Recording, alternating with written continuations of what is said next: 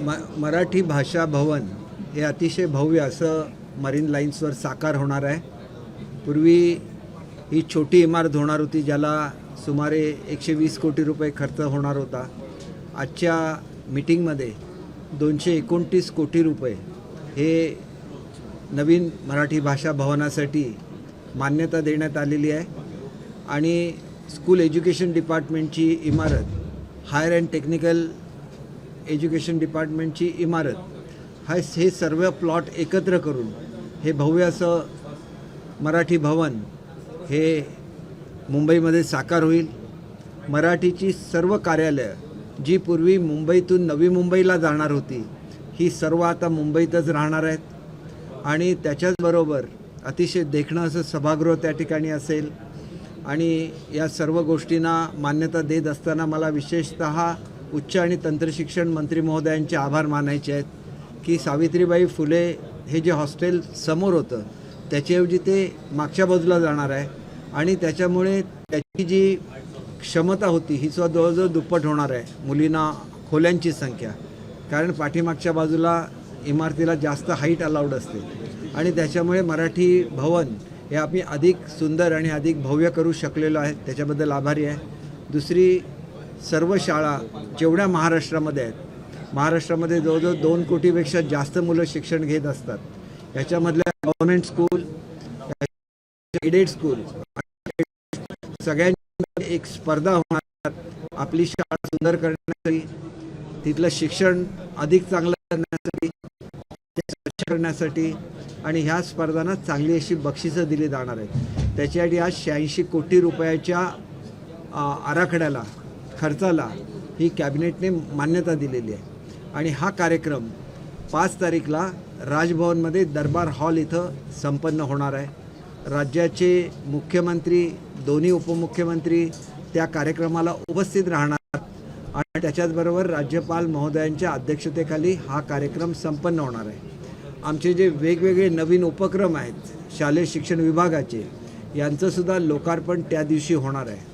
आपण महाराष्ट्रातल्या मुलांना वाचनाची आवड लागावी म्हणून वाचन महोत्सव साजरा करतो आहे आणि वाचनाची चळवळ महाराष्ट्रामध्ये उभी करतो आहे, त्याचं लोकार्पण होईल। आपल्या ज्या ग्रामीण भागातल्या शाळा आहेत यांच्या इमारती दुरुस्त करणं, त्याचं इम्प्रूव्हमेंट करणं, याच्यासाठी असलेल्या योजनेचं लोकार्पण हे त्या ठिकाणी होईल। आणि त्याच्याचबरोबर आपण किचन गार्डन हे जे ज्याप्रमाणे ग्रामीण भागामध्ये आपण ही स्कीम इंट्रोड्यूस करतो आहे आणि त्याच्याचबरोबर मुंबईसारख्या शहरामध्ये टेरेसवर हे किचन गार्डन होईल आणि त्याच्यामध्ये जो भाजीपाला, भाजीचं पीक विद्यार्थी घेतील त्याचा वापर त्यांच्या मिड डे मीलसाठी सुद्धा करता येईल। अशा रीतीच्या अनेक योजना या 5 तारीखला 11 वाजता त्यांचं लोकार्पण होईल आणि महाराष्ट्रामधील सुद्धा जे उद्योग समूह आहेत ते सुद्धा शाळांच्या या नूतनीकरणामध्ये सहभागी होतील अशी मी अपेक्षा करतो। सर्व ज्या शाळा आहेत त्यांच्या प्रिन्सिपलना सुद्धा त्या ठिकाणी बोलवलेलं आहे आणि त्याच्यामुळे एकंदरीतच शाळांचा कायापालट करणाऱ्या योजनेचं नाव मुख्यमंत्री माझी शाळा सुंदर शाळा असं आहे आणि मुख्यमंत्री महोदय स्वतः मुलांशी संपर्क साधणार आहेत, प्रत्येक मुलाला ते पत्र लिहिणार आहेत आणि मुलांमध्ये जागृती होईल, मुलं अधिक हुशार होतील आणि मुलांमध्ये कॉम्पिटिशन होत असतानाच शाळांचा दर्जासुद्धा सुधारेल अशी अपेक्षा आहे आणि याचं प्रसारण हे प्रत्येक शाळेमध्ये सुद्धा 5 तारीखला केलं जाईल। सर, अवकाळी पावसामुळे नुकसान झालं, ठाकरेंना न्याय लागू होईल का? त्यांच्या मुख्यमंत्र्यांच्या अपशब्द प्रकरणी तुम्ही काही कारवाईचा विचार करत आहात का? हे बघा, मुख्यमंत्र्यांबद्दल असं बोलायचं नाही हे त्यांना स्वतःला समजलं पाहिजे। आपल्याला माहिती आहे की मुंबईचे माजी महापौर जे दळवी आहेत त्यांच्यावर पोलिसांनी कारवाई केलेली आहे। शेवटी मुख्यमंत्री हा कुठल्याही पक्षाचा नसतो, मुख्यमंत्री हे महाराष्ट्राचं प्रमुख पद आहे आणि त्याच्याबद्दल कोणीही चुकीचं बोलता कामा नये, हे सर्वांना लागू होतं आणि कोणी चुकीने बोललेलं असेल तर ते दिलगिरी व्यक्त करू शकतात। राजकारणाची पातळी खालावलेली आहेच, फक्त आमच्या मुख्यमंत्री महोदयांचं मन मोठं आहे म्हणून त्यांनी या संदर्भात काही कारवाई केलेली नाही। निदान बोलताना एवढं तरी भान राखा की आपण ज्यांच्याबद्दल एवढ्या खालच्या पातळीवर जाऊन बोलतो प्रसंगी तुमच्यावर कारवाईची शक्यता असताना सुद्धा बाळासाहेबांच्या बद्दल आणि तुमच्याबद्दल असलेल्या आदरापोटी त्यांनी तुम्हाला कशा रीतीची ट्रीटमेंट दिली हे सुद्धा लक्षात घ्यावं आणि निदान बोलण्याची भाषा तरी सुधारावी सर्वच लोकांनी त्या पक्षातल्या, एवढीच माझी अपेक्षा आहे त्यांच्या. साहेब, काल विखे पाटील म्हणाले की छगन भुजबळ यांनी संयम बाळगला पाहिजे आणि जर बोलायचं असेल त्यांनी मंत्रिमंडळाचा राजीनामा दिला पाहिजे आणि बाहेर जाऊन बोललं पाहिजे. मला असं वाटतं की हा अंतर्गत प्रश्न आहे आणि त्याच्यामुळे मुख्यमंत्री उपमुख्यमंत्री महोदय आपापसात चर्चा करतील, ते ज्येष्ठ मंत्री आहेत त्यांच्याशी चर्चा करतील. हा विषय हा मंत्रिमंडळाने घेतलेला निर्णय असल्यामुळे सर्वांनी तो पाळावा असं मंत्रिमंडळाचे सदस्य म्हणून आमची अपेक्षा आहे. लोकसभा निवडणुका झाल्यानंतर या कॅबिनेट नंतर देखील छगन भुजबळ बाहेर जाऊन सभा घेतात आणि सरकारच्या विरोधात देखील बोलतात आणि ज्या पद्धतीनं ते बोलतात की आता विखे पाटील शिंदे बोललेले आयोग आहे ते रद्द करण्यात यावं, समिती रद्द करण्यात यावं. स्वतः मंत्री असून त्यांना सरकारचे निर्णय मान्य नाही. एक गोष्ट अशी आहे की शिंदे आयोग नेमण्याचा निर्णय हा पूर्ण मंत्रिमंडळाने एकमताने घेतलेला होता आणि त्याच्यामुळे त्याबाबत काही बोलणं योग्य अयोग्य हे त्यांनी ज्येष्ठ मंत्री म्हणून ठरवावं. त्यांच्याबद्दल मी काहीही बोलणार नाही. शेवटी ते आमच्या मंत्रिमंडळाचे ज्येष्ठ मंत्री आहेत आणि त्याच्यामुळे आदरणीय मुख्यमंत्री महोदयाने आपली बाजू स्पष्ट केलेली आहे की ओबीसी आरक्षणाला कुठलाही धक्का न लावता मराठा आरक्षण देण्यात येईल आणि त्याच्यामुळे याच्याबद्दल काहीही बोलणं आजच्या स्थितीमध्ये चुकीचं आहे. ओबीसी समाजावर कुठलाही अन्याय होणार नाही याबाबत आमचं सरकार ठाम आहे आणि त्याच्याचबरोबर मराठा समाजाला स्वतंत्र आरक्षण देण्याच्या संदर्भात सुद्धा आमचं सरकार ठाम आहे. लोकसभा निवडणुकीच्या कॅबिनेटमध्ये झालेला होता. तुम्ही सुद्धा एक कॅबिनेटचा भाग आहात. त्यावेळेला छगन भुजबळांनी या निर्णयाला विरोध केला होता का या समितीने महाराष्ट्रभर काम करण्याला? आणि जर त्यांनी विरोध केला नसेल तर मग ते बाहेर जाऊन काय बोलतात या संदर्भात? नाही, या संदर्भात आपण त्यांना विचारणे योग्य ठरेल कारण कॅबिनेटमध्ये काय चर्चा होते हे आम्हाला बाहेर सांगता येत नाही. मी आपल्याला सांगितलेलं आहे की शिंदे समिती नेमण्याचा निर्णय हा कॅबिनेटने एकमताने घेतलेला होता. याच्या पलीकडे मी काही सांगू शकत नाही आणि त्याच्यामुळे शिंदे समितीने जी मागणी पहिली होती मराठा समाजाची ती मान्य झालेली आहे. त्या ठिकाणी कुणबी दाखले द्यायला सुरुवात झालेली आहे आणि त्यानंतरसुद्धा सभा घेणं किंवा वातावरण तापवणं हे योग्य नाही.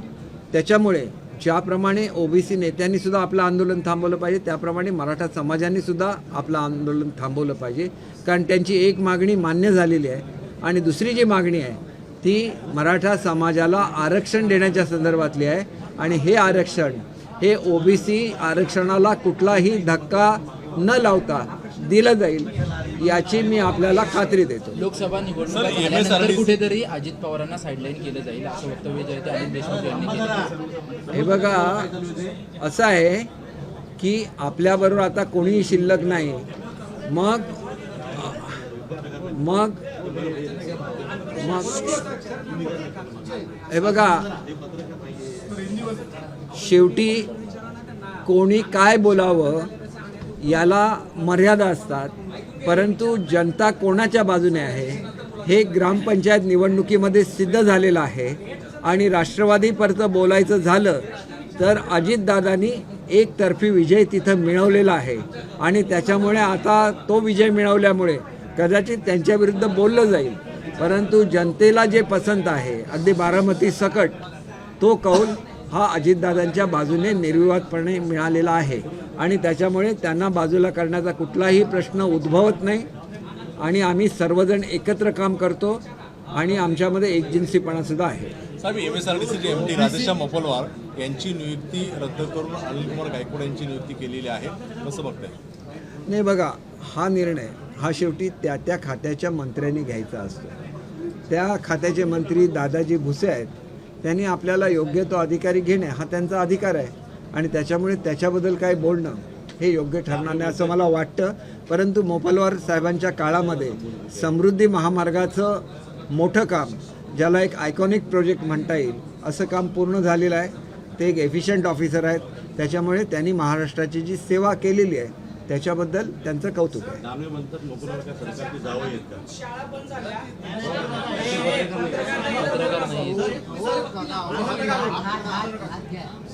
दानवे म्हणतात की मोकळावर काय सरकारची जाव आहेत का त्यांना सगळ्या महत्वाच्या भूमिका दिल्या आहेत. दानवे म्हणतात मोकळावर काय सरकारची जाव आहेत का त्यांना ते मदत दिली. हे बघा, याच्यामध्ये असं आहे की अनेक अधिकाऱ्यांना रिटायरमेंटनंतर विविध जबाबदाऱ्या दिल्या जातात आणि अशा असंख्य अधिकाऱ्यांना दिलेल्या आहेत. जवळजवळ प्रत्येक अधिकारी जो एफिशियंट आहे, म्हणजे खरं तर IAS कॅडरमध्ये खूप कमी अधिकारी असतात आणि आमच्याकडे असलेली पदं असतात वेगवेगळी, आणि त्या पदावर एकदा ते रिटायर झाले की त्यांना नेमणुका दिल्या जातात आणि त्याच्यामुळे असे जे एफिशियंट ऑफिसर्स आहेत, एकतर त्यांना वेगवेगळ्या पदांवर नेमणुका असतात किंवा आमच्या ज्या वेगवेगळ्या कमिट्या होतात त्याच्यामध्ये सुद्धा त्यांच्या ज्ञानाचा उपयोग केला जातो. केसरकर साहब, आज जो कैबिनेट में किसानों को 3 हेक्टेयर तक मदद करने का जो फैसला हुआ है, इसके बावजूद विपक्ष कह रहा है कि सरकार को पूरे तौर पर 25,000 की मदद देनी चाहिए थी. सरकार पंचनामा कर रही है, लेकिन अब सरकार का पंचनामा किसान ही करेंगे.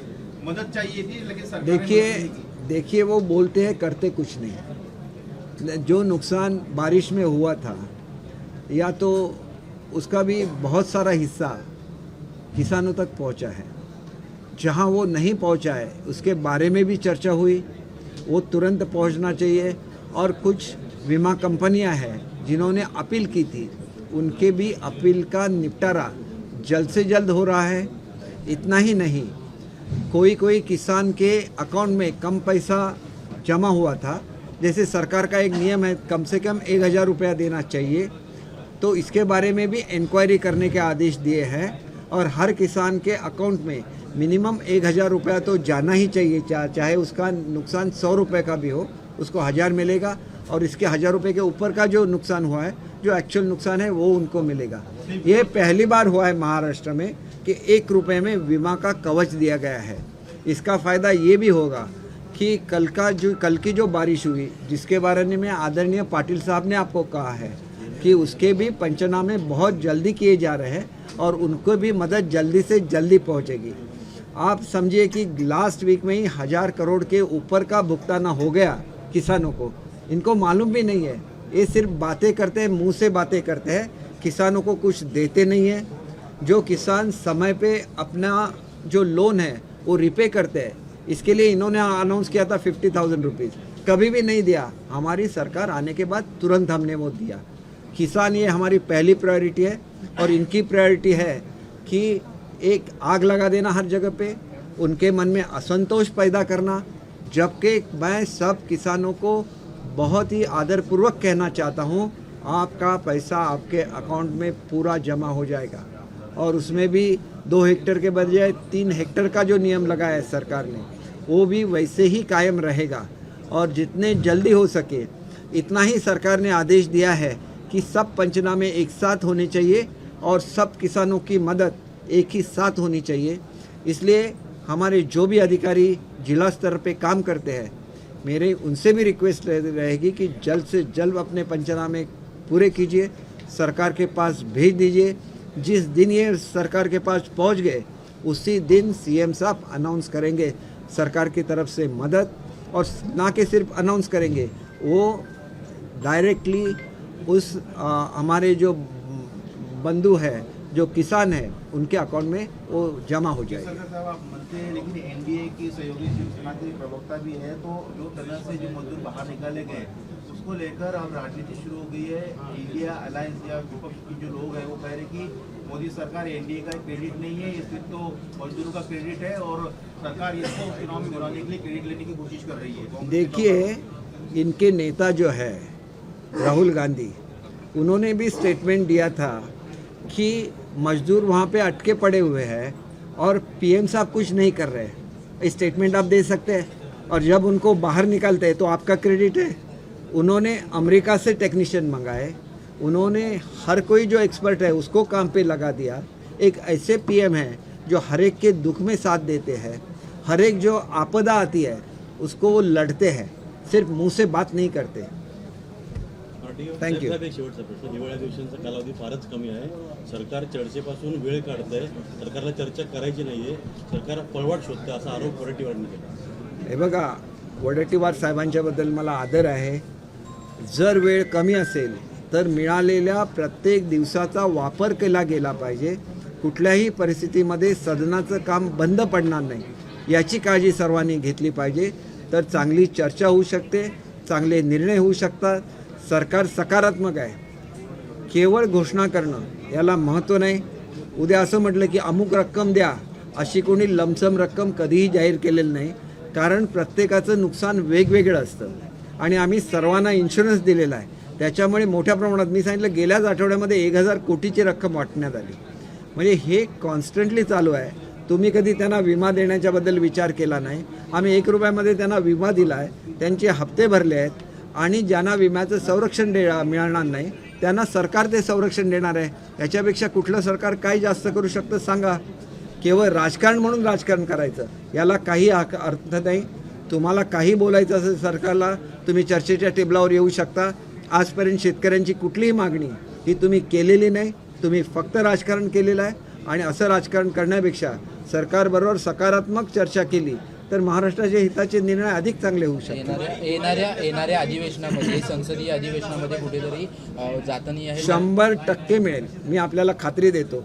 आणि त्याच्यासाठी उगाच आम्ही आंदोलन केलं म्हणून मिळालं असं बिलकुल नाही. मी अधिवेशन होण्यापूर्वी अगोदर एवढे दिवस सांगतोय, आम्ही 100% देणार आहोत. तुम्ही काही करायची गरज नाही आणि मागितलेल्यापेक्षा जास्त मिळण्याची आम्हाला खात्री आहे. कारण 2च्या ऐवजी 3 हेक्टर केले म्हणजे आपोआपच वाढलेलंच आहे. आणि त्याच्यामुळे माझी एवढीच विनंती आहे की विरोधी पक्ष म्हणून विरोधी पक्षांनी बोललं पाहिजे, परंतु सकारात्मक भूमिकासुद्धा घेतली पाहिजे. आज महाराष्ट्रामध्ये जे चाललेलं आहे काही ठराविक पक्षांकडून, ते राजकारण खालच्या पातळीवरचं चाललेलं आहे. मुख्यमंत्र्यांच्याबद्दल अशा संदर्भात कोणी काय बोललेलं नव्हतं आणि बोललं तर त्यांना ताटावर उठवून केंद्रीय मंत्र्यांना अटक केलेली आहे. पण आम्ही बघा केवढा संयम आमच्या मुख्यमंत्र्यांनी बाळगलेला आहे. आणि तरी पण हे सगळ्या शिवसैनिकांनी समजून घेतलं पाहिजे की आपल्या नेत्याचा आदर कसा ठेवणारा शिवसैनिक असतो याचं उत्कृष्ट उदाहरण हे एकनाथ शिंदे साहेब आहेत. येणाऱ्या संसदीय अधिवेशनामध्ये जातनिहाय जनगणना केली जाण्याची शक्यता आहे आणि असा अधिनियम जो आहे तो संसदेच्या अधिवेशनामध्ये चर्चा केली जाणार आहे. त्याबद्दल हे बघा, संसदेच्या अधिवेशनामध्ये काय करायचं हे सत्ताधारी पक्ष आणि त्यांचे पार्लमेंटरी कमिट्या ठरवतात आणि त्याच्यामुळे अशी जर झालं तर संपूर्ण देशाला त्याचा फायदा होईल. आणि त्याच्यामुळे मला असं वाटतं की हा निर्णय प्रत्येक राज्याच्या स्तरावर ज्याला होतो त्याला असा निर्णय महाराष्ट्रामध्ये घ्यावा का याच्यावर आमचे मुख्यमंत्री उपमुख्यमंत्री महोदय योग्य तो निर्णय अधिवेशनाच्या काळात घेतील आणि त्याचा ते घोषणा करतील. अधिवेशनाच्या काळात काय होणार हे मी आजच काय प्रिडिक्ट करू शकत नाही. अपोजिशन की मांग रही है लगातार, अपोजिशन की लगातार मांग रही है कास्ट सेंसस होना चाहिए, इसको लेकर के है कि सत्र शुरू होने से पहले किसानों के अकाउंट में पैसे पहुंच जाएंगे मुआवजे के। सत्र शुरू होने से पहले कैसे पहुंचेंगे? आज दिन कौन सा है? आज दिन कौन सा है? सत्र शुरू होने में 4 दिन सिर्फ बचे हुए, 4-5 दिन बचे हैं. तो उसके जो पंचनामे हैं वो करने में भी कुछ समय जाता है.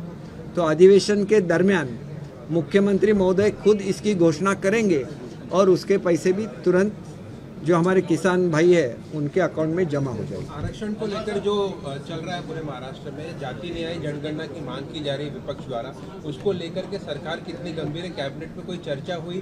क्या जाति न्याय जनगणना महाराष्ट्र में की जाएगी? देखिए, ये पॉलिसी डिसीजन है और पॉलिसी डिसीजन के बारे में कुछ भी अनाउंसमेंट करना ये मुख्यमंत्री महोदय का प्रियोगेटिव है और वो इसके बारे में घोषणा करेंगे जो भी निर्णय.